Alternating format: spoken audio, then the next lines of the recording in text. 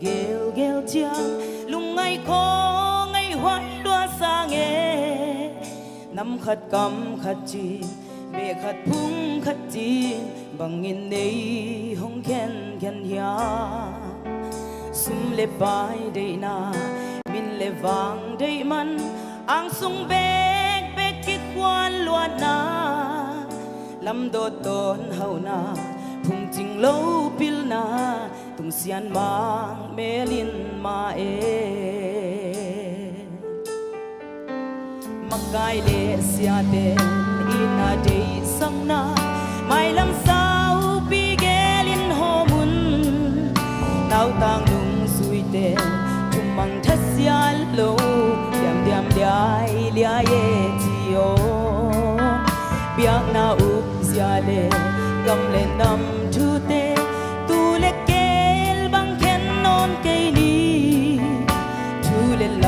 kanin koda khong ai ni gam le nam in hong ma ke so gam so mi o tu man ti takin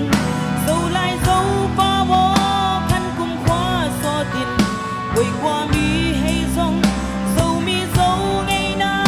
nun ta pi di si pi di so gam so tang mo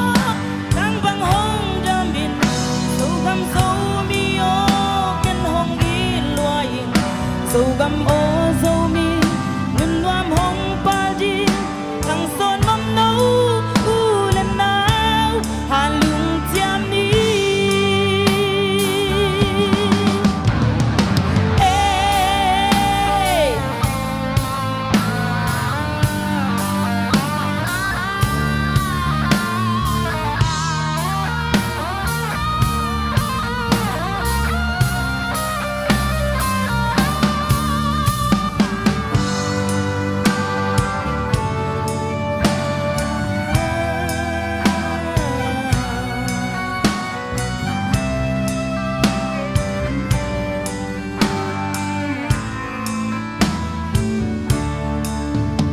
dâu găm dâu lê ya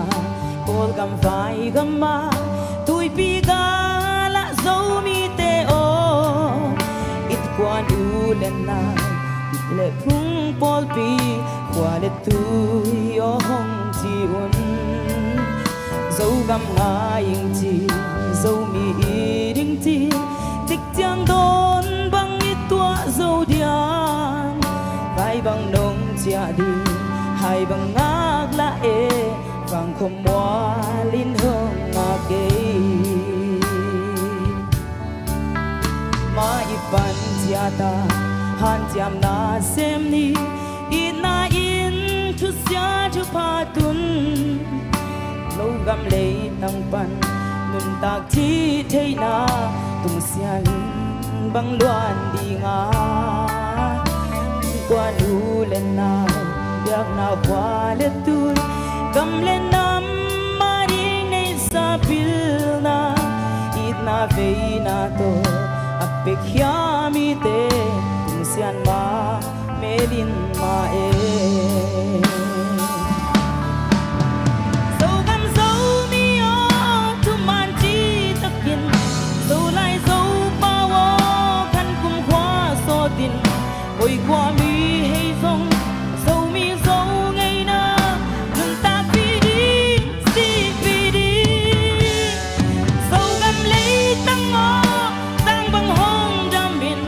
dâu lai dâu pa wo khan kum khwa so tin koi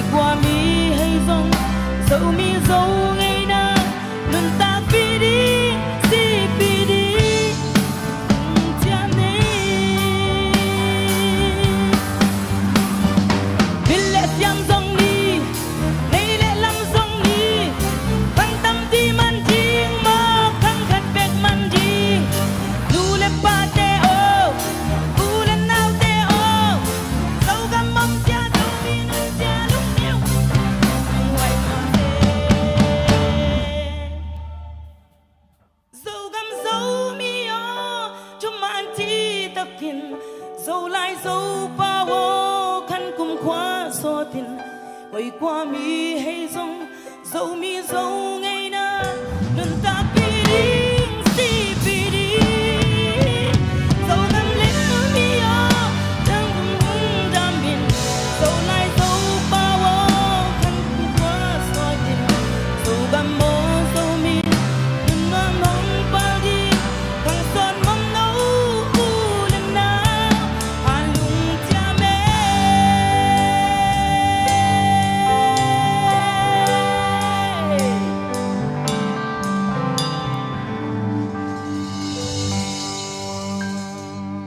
Nome, Linda Biaglun, sa phụ na gisaya.